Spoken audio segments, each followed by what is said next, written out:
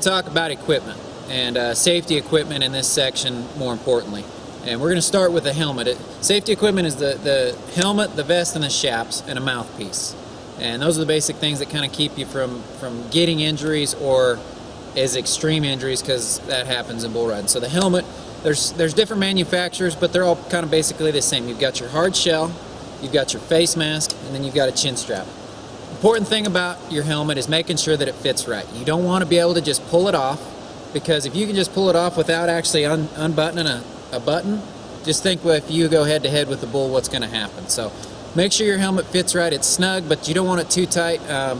And then get with the helmet manufacturer to make sure that it fits right. Next thing is our vest.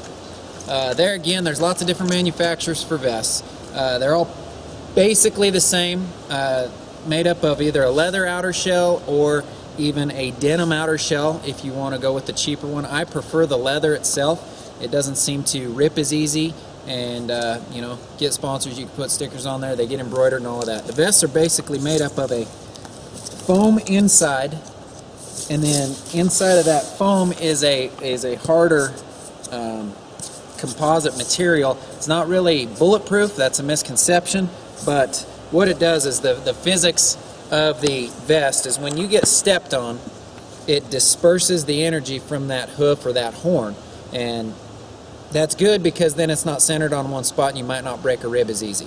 So your vest is very important. Most associations require these, as well as a mouthpiece.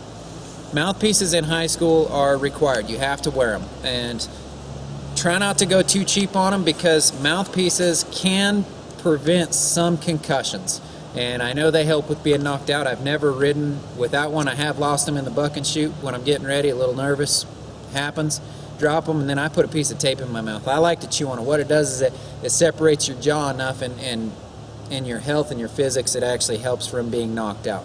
Lastly is your chaps. A lot of people think that they're just a billboard. They actually do serve a purpose. These protect your legs in the buck and shoots and even out of the buck and shoots if you get stepped on. You can see this pair of chaps here. I got my leg stepped on at a rodeo in Missouri, and bull stepped on my chaps, and his foot just pushed away and it ripped my chaps, and it was a lot better than ripping my leg. They help in the buck and shoots. Bull gets rowdy in there, banging around. Anything you can do to prevent injuries, to prolong your career, I'd suggest it.